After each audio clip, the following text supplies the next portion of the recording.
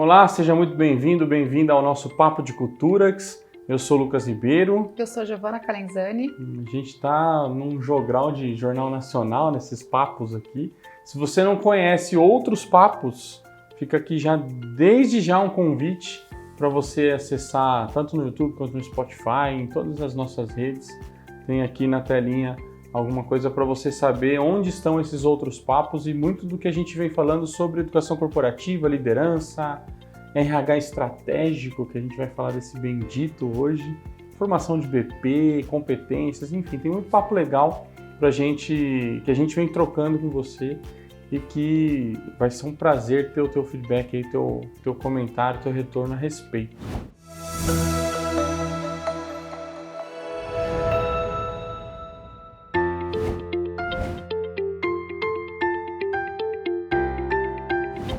Gi, Bora. Acho que a gente, como é um papo, eu vou mais para papo então. Tá bom. Nessa semana que a gente está gravando, tenta segurar a risada mais forte. A gente tem visto a gente tem trocado muitas mensagens por LinkedIn, inclusive, né? De algumas postagens que a gente tem visto ou coisas que a gente tem ouvido, enfim, sobre o bendito do RH estratégico. Pouco antes da gente gravar, a gente estava ali na sala de reunião repassando o tema, e a gente falou sobre... o RH estratégico é um tema que se fala há 20, 30 anos, sei lá quantos anos mais que a gente pode colocar nessa equação.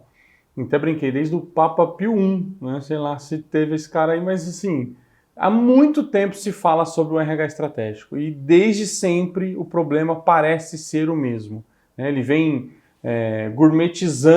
vem sendo gourmetizado, melhor dizendo, mas ele sempre acaba sendo a mesma coisa.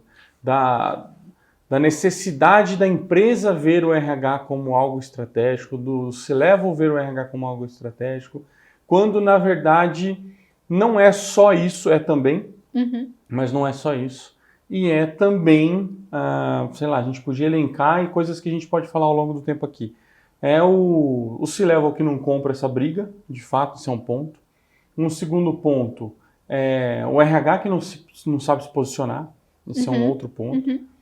A cultura, que é uma coisa que a gente fala bastante aqui de cultura organizacional. E eu acho que assim, a cultura não só da empresa, né? A cultura de uma forma geral, né? Repertório. Não, no sentido de a gente replica dentro das organizações o que a gente acredita fora das organizações, né? Sim. Então, assim, fora das organizações a gente tem uma vida insana, corrida, que a gente não fala de muitas coisas, a gente não tem recurso interno para fazer conversas difíceis. Vai chegar dentro da organização, a gente vai fazer a mesma coisa. Vai replicar. Aí vai querer falar, não, minha pessoa profissional... não existe isso faz tempo, né? Graças a Deus. Hoje, bom, acho que uma das coisas que a gente pode entrar já, e aí, a ideia assim, não é polemizar, mas é falar sobre... Não é lacrar, né? Não é lacrar. Cada vez mais a gente tem ouvido e visto uma galera que está fora da casinha, né? Assim mesmo.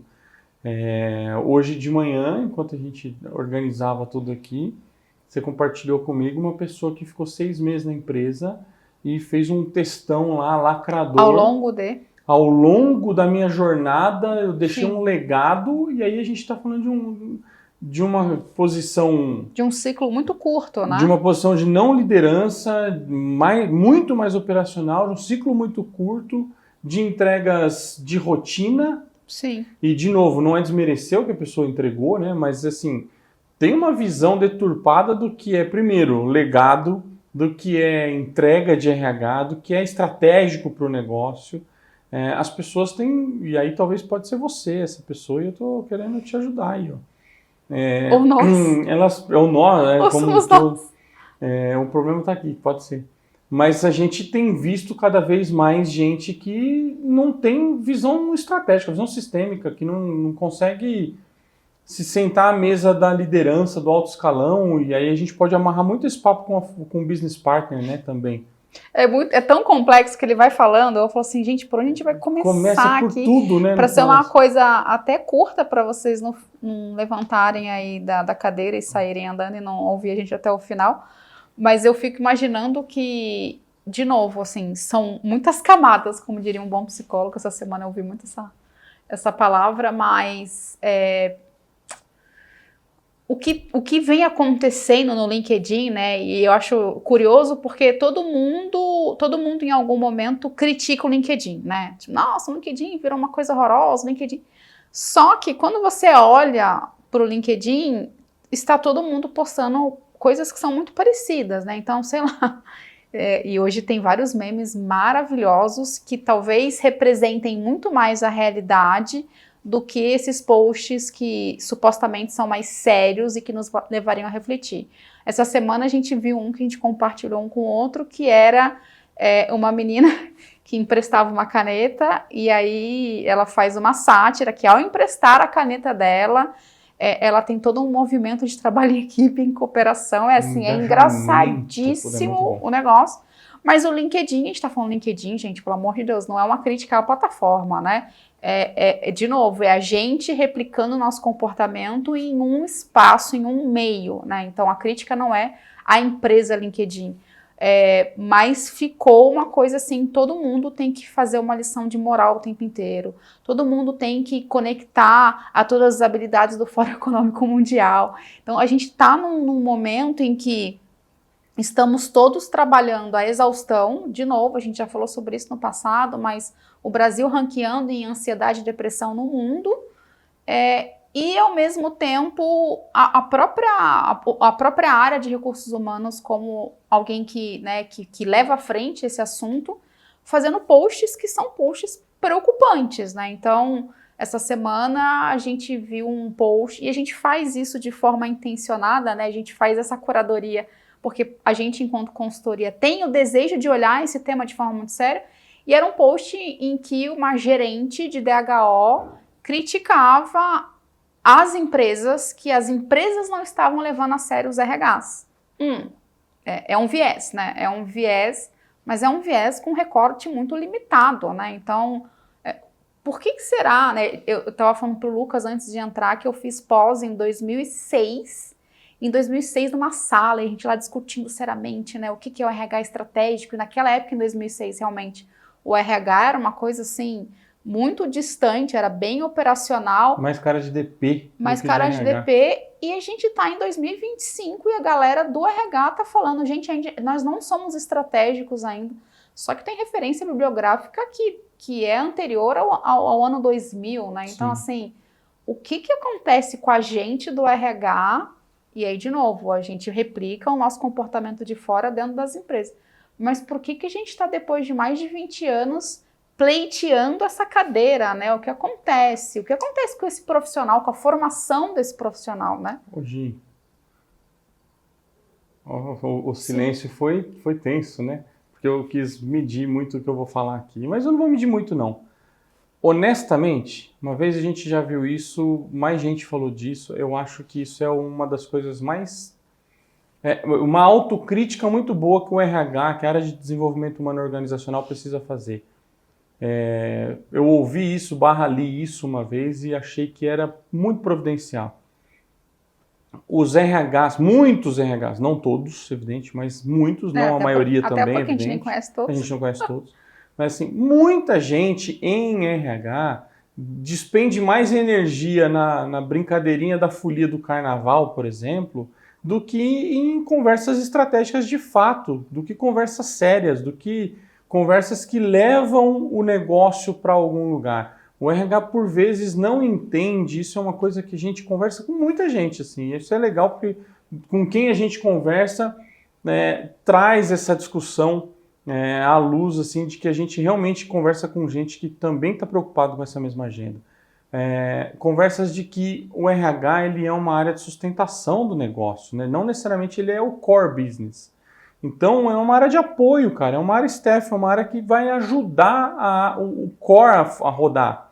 Se a tua empresa é uma área de vendas, você precisa ser um RH que olha para vendas de um jeito estratégico E não que, nossa, o turnover está alto, tá bom, o que eu faço para poder ajudar isso? Ou será que esse turnover é alto porque é um movimento do mercado? E ao invés de ficar falando só de diminuir turnover, assume o risco e vai, né? Exatamente. Por que eu não falo o seguinte, deixa eu ver se de repente esse turnover alto não é sendo bom, tá? Porque não existe isso, mas assim... Mas tá contemplado no custo e no risco do negócio. Não tá indicando que o negócio tá sabendo que é sadio isso. E é isso mesmo, porque... Tô vendendo um monte, o meu turnover é alto, mas o resultado tá vindo, mas nossa, mas peraí, cara. O que você RH, como é que você, aí vamos entrar um pouquinho, pra gente não estender tanto esse papo, que pode virar um papo 2, 3, 10. Quanto de recurso humano estratégico, de fato, quanto dessa conversa tem do RH com as áreas do negócio para valer? De chegar e sentar lá e falar assim, meu caro, vamos lá. Eu acho que uma frase que eu adoro usar. Como é que eu posso te ajudar a você fazer melhor o seu trabalho? De que forma eu, RH, posso te ajudar a fazer melhor o seu trabalho, a você entregar melhor o seu trabalho? Existe uma mania feia de querer protagonizar em tudo. Um melhor exemplo, tem muitos selos sobre empresas incríveis para se trabalhar, para não usar um termo específico, mas que quando isso acontece é uma premiação sensacional, um golaço, esses reconhecimentos são maravilhosos, muito importantes, mas toda vez que eu vejo isso, quem de fato puxa isso para quase que um protagonismo meu é o RH. E a empresa é incrível para trabalhar, não é porque o RH fez só. Tem muitas questões, tem questão de cultura, tem questão... E aí fica um ponto para a gente provocar uma autocrítica ao RH, que é assim, a gente precisa, porque a gente é RH também. A gente também né? A gente está nesse meio, a gente provoca isso nos nossos clientes, a gente provoca isso nos nossos parceiros, nos nossos colegas, nas nossas prospecções, que é assim, até onde... E isso é golaço, o RH, entenda, tá? Até onde é nossa responsabilidade enquanto área de recurso humano, de desenvolvimento humano, e até onde é responsabilidade da área do negócio. E aí eu, enquanto parceiro de negócio estratégico, eu, enquanto área de apoio, não chego nessa liderança, nesse alto escalão e falo assim, meu caro, vamos lá, isso aqui é seu, cara, eu tô aqui para te apoiar, mas assim... sai da minha alçada enquanto área de recurso humano. Né? Acho que essa autocrítica de entender que você, e assim, você se estressa, você cansa, você está exausta, as postagens de a gente está exausto, quase que 100% vem do povo do RH, e aí a gente, quando vê, obviamente, porque nossa audiência está nisso também, né? E quem eu sigo também tem isso, mas assim... eu converso com outras rodas e o povo não fala desse jeito. E quase sempre é uma coisa... Será que a gente não está pegando coisa demais? Será que a gente não está assumindo responsabilidade que não é nossa? Será que não chegou o momento, finalmente, depois de 20, 30, 40 anos, sei lá, que a gente fala disso, não chegou o momento de falar, vem cá, empresa, isso aqui é minha função é te apoiar aqui, ó, mas... Vamos levantar a mão, vamos ver de quem que é essa responsabilidade desse turnover alto, Sim. desse alto índice de demissão, de pedido de demissão. A liderança, até quando a liderança vai assumir, ou melhor, em que momento a liderança vai assumir o papel de líder de fato e o RH não é responsável único e exclusivo de desenvolver essa liderança. Então, a gente vai ter um papo sobre isso também. Né? Eu acho que uma boa discussão, assim, que parece óbvia, mas nunca é, não é óbvia nem para o ser humano, quanto mais para uma área inteira. É o RH se perguntar o seguinte, de forma muito lúcida, qual é o meu papel dentro dessa empresa? É isso. Qual é a minha missão? Porque a gente, enquanto RH, então assim, quando você fala assim, sou da área de vendas, você tem lá, eu preciso vender. Sou da área de marketing, né, marketing institucional, preciso apoiar essa comunicação externa para o cliente e tal. Quando a gente fala de RH, como a gente está falando que a gente trata o tema pessoas, isso é tão amplo, que pode parecer que no final das contas a gente está em tudo, né? Porque é isso, porque pessoas está em tudo. Só que não, né? Então eu acho que a gente também tem limites, a gente tem que delimitar quais são os nossos espaços para a gente não se confundir, para a gente não cair no excesso, pra gente não querer ficar fazendo demais e no final a gente, enquanto RH, está exausta, porque isso que o Lucas falou é uma verdade, né? A gente conversa com muitas pessoas de RH e as pessoas estão sempre muito exaustas e é muito doido mesmo pensar que as pessoas que estão trazendo as palestras sobre saúde mental, NR1 em maio estará aí, entrando em vigor, são as pessoas que mais parecem cansadas, que mais falam sobre o cansaço. Só que são as pessoas que, de alguma forma, deveriam não estar tão emaranhadas nesse cansaço, porque elas defendem o não cansaço, mas elas são as mais cansadas, parece contraditório. Mas, de novo, a gente vai se enfiando em tantos temas da organização como se isso não tivesse uma limitação. Então, de novo, qual é o meu papel? Tem tantas ferramentas, né? Eu vou fazer um SWOT, eu vou fazer um sei lá o quê, mas eu preciso me perguntar a cada ano, será que tudo que eu fiz no ano anterior realmente cabia a mim? Será que eu não estou indo um pouco além? Será que eu não tenho que realmente pensar, assim como uma equipe de vendas fala, eu tenho uma meta de vender, faturar X. Será que a gente do RH não tem assim, olha, eu tenho um limite que esse próximo ano eu chego até aqui. Além disso, eu vou por exaustão, além disso, eu vou pedir demais das pessoas, vai chegar uma hora que as pessoas vão se cansar da gente, aí eu vou ter que arrumar uma coisa que eu mesma causei, né? Porque eu pedi tanto das pessoas com pouca qualidade, porque quando eu faço muito não sobra tempo para qualidade, e aí eu vou ter que corrigir o excesso que eu mesmo estou ofertando. É muito complexo, tá? Então, assim, a gente não quer minimizar, é complexo.